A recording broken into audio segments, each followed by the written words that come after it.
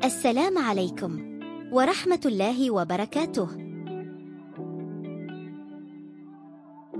بسم الله الرحمن الرحيم. Mukjizat Nabi Sulaiman alaihi salam bisa berbicara dengan tumbuhan. Sebagaimana kita tahu, mukjizat Nabi Sulaiman mengerti bahasa bermacam-macam makhluk hidup di alam semesta. Kisah yang terkenal di kalangan kaum muslimin adalah ketika Nabi Sulaiman berbicara dengan binatang. Namun, sebenarnya terdapat kisah lain yang menyebutkan bahwa Nabi Sulaiman juga bisa berbincang dengan tanaman.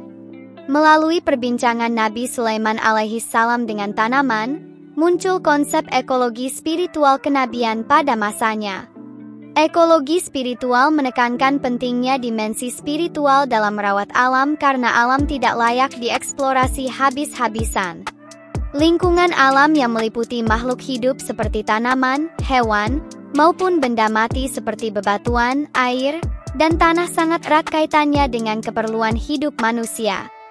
Bagi manusia yang beragama, sumber daya alam merupakan bekal berharga yang menjadi sarana beribadah kepada Tuhannya dan dapat diwariskan untuk generasi berikutnya. Sebuah hadits yang diriwayatkan dari Al-Hasan melalui Qatadah mengatakan bahwa ketika Nabi Sulaiman alaihi salam selesai membangun Baitul Maqdis, dia memasuki tempat sholat dan tiba-tiba di hadapannya ada segerombol semak-semak yang berwarna hijau. Ketika beliau selesai sholat, semak-semak itu bersuara, "Tidakkah engkau akan bertanya siapa aku ini?" Nabi Sulaiman alaihi salam menjawab, "Ya, siapa engkau ini?" Semak-semak itu menjawab, "Aku adalah semak-semak yang bernama ini dan itu, serta merupakan obat untuk penyakit ini dan itu." Keterangan ini bisa kita lihat dalam buku karangan Al-Hafiz Az-Zahabi, Tibbun Nabawi, Beirut, Dar Ihyail Ulum, 1990, halaman 68. Berdasarkan hadits tersebut, tempat tumbuh tanaman yang berbicara dengan Nabi Sulaiman alaihi salam sangat dekat dengan tempat ibadah sholat. Perbincangan antara Nabi dan tanaman dilakukan setelah ibadah sholat. Sebagai seorang raja yang mengurusi banyak keperluan rakyatnya, Nabi Sulaiman memberikan perhatian terhadap kemanfaatan tanaman sebagai bentuk pelaksanaan amanah dari Allah Subhanahu wa Ta'ala. Dengan kata lain, mengurusi ekologi sangat erat dengan urusan spiritual. Kemudian Nabi Sulaiman alaihi salam memerintahkan agar semak-semak itu dipotong. Dan ketika hal itu telah dikerjakan, tiba-tiba tumbuh pula semak-semak sejenis.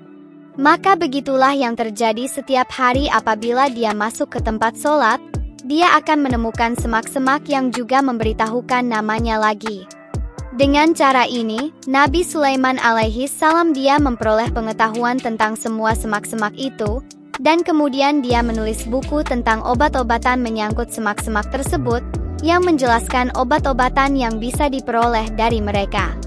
Ada hadits terkenal yang diriwayatkan dari Ibnu Abbas yang menyatakan bahwa Nabi Sulaiman alaihi salam memperoleh pengetahuannya tentang tanam-tanaman ketika mereka tumbuh di hadapannya. Pada saat itu dia biasanya bertanya, "Apa namamu?" Dan kepada tanaman yang lain dia akan bertanya, "Untuk apa engkau ini?" Dan bergantung kepada jawaban yang diberikan, jika jenis tanaman itu baik untuk ditanam, maka ia akan diperbanyak penanamannya. Jika suatu tanaman mengandung obat, maka hal itu akan dicatat olehnya. Hadits ini diambil dari Abu Nuaim. Keterangan ini termaktub dalam buku karangan Al-Hafiz Az-Zahabi, Tibbun Nabawi, Beirut, Dar Ihyail Ulum, 1990, halaman 69. Nabi Sulaiman juga menggunakan tanaman yang berkhasiat untuk kesehatan. Salah satu buktinya adalah tanaman yang pernah dimanfaatkan oleh beliau juga digunakan untuk keperluan yang sama oleh Nabi Muhammad Shallallahu Alaihi Wasallam. Dalam kitab Tibbun Nabawi, Al-Hafiz Az-Zahabi menjelaskan tentang khasiat naurah, sejenis limau perontok rambut untuk area pribadi sebagai berikut. Telah diriwayatkan oleh Ummu Salamah radhiyallahu anha bahwa Nabi Muhammad Shallallahu Alaihi Wasallam mempergunakan naurah sebagai perontok rambut. Beliau memulai dengan bagian-bagian yang pribadi. Hadits ini diriwayatkan oleh Ibnu Majah. Ada hadits marfu yang menyebutkan bahwa Nabi Sulaiman alaihi salam adalah orang pertama yang menggunakan naurah, yaitu limau jeruk perontok rambut sebelum mandi. Az-Zahabi, 1990-200. Upaya pemanfaatan limau perontok rambut tersebut ternyata dilanjutkan oleh Nabi Muhammad Shallallahu alaihi wasallam dan dianjurkan untuk umatnya. Riwayat tentang penggunaan limau perontok rambut tertulis sebagaimana catatan dari Al-Hafiz Az-Zahabi sebagai berikut. Diriwayatkan bahwa Nabi Shallallahu alaihi wasallam selalu mempergunakan limau perontok rambut secara teratur dan bahwa suatu ketika beliau bersabda, "Sebaiknya engkau juga mempergunakannya." Koleksi dan perbanyakan tanaman yang bermanfaat bagi manusia telah dilakukan oleh Nabi Sulaiman. Budidaya tanaman pangan maupun tanaman herbal yang berkhasiat obat merupakan konsep penting ekologi spiritual. Dalam riwayat yang lain, Nabi Sulaiman juga memiliki kebun koleksi tanaman yang bermanfaat untuk berbagai keperluan. Hasil dari tanaman kebun itu tidak hanya dapat dinikmati manusia, tetapi juga untuk hewan ternak dan hewan liar. Ibnu Jarir, Ibnu Hatim, dan lainnya meriwayatkan dari hadits Ibrahim bin Tuhman, dari Atha bin Sa'ibe, dari Sa'idi bin Jubair, dari Ibnu Abbas, dari Nabi Shallallahu alaihi wasallam, beliau bersabda, Sulaiman, Nabi Allah, setiap kali sholat, ia melihat sebuah pohon tumbuh di hadapannya. Lalu ia bertanya pada pohon itu, "Siapa namamu?" Pohon menjawab, "Namaku ini dan itu." Sulaiman kemudian berkata, "Untuk apa kau tumbuh? Jika memang untuk menjadi tanaman, tumbuhlah, dan jika untuk makanan hewan, tumbuhlah."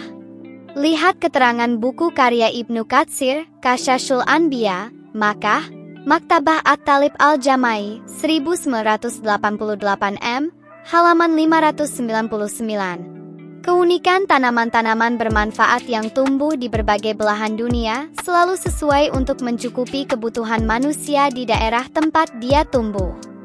Misalnya, tanaman pangan di daerah tropis yang berbeda dengan tanaman pangan di daerah subtropis akan sesuai dengan kondisi kebutuhan energi manusia yang berbeda iklim lingkungannya tersebut. Tanaman obat yang tumbuh di lingkungan berbeda-beda menjadi kajian etnomedisin bagi para ahli pengobatan. Bahkan, Hippocrates yang merupakan bapak ilmu kedokteran pernah merekomendasikan agar setiap penderita sakit harus diobati dengan tumbuh-tumbuhan yang berasal dari negerinya sendiri. Tanaman buah juga selalu memberikan nutrisi yang tepat sesuai dengan kebutuhan manusia dan musim yang dialami. Oleh karena itu, musim buah selalu berganti karena menyediakan kebutuhan gizi manusia yang selalu dinamis. Akhir-akhir ini, para peneliti melalui aktivitas riset dan percobaan sedang berusaha menguak bahasa segala makhluk hidup yang ada di dunia, termasuk bahasa tanaman. Kita perlu mengapresiasi upaya dan ikhtiar-ikhtiar dalam bentuk riset dan eksperimen tersebut. Sebagai bagian dari manusia yang beragama, kaum muslimin selayaknya berupaya untuk menerapkan ekologi spiritual. Gerakan menanam pohon masih sangat relevan untuk terus digalakan. Selain mendukung ketersediaan tanaman sebagai sumber daya alam yang kaya manfaat, upaya tersebut juga memiliki arti agar tanaman tetap lestari dan dapat dinikmati oleh generasi di masa yang akan datang.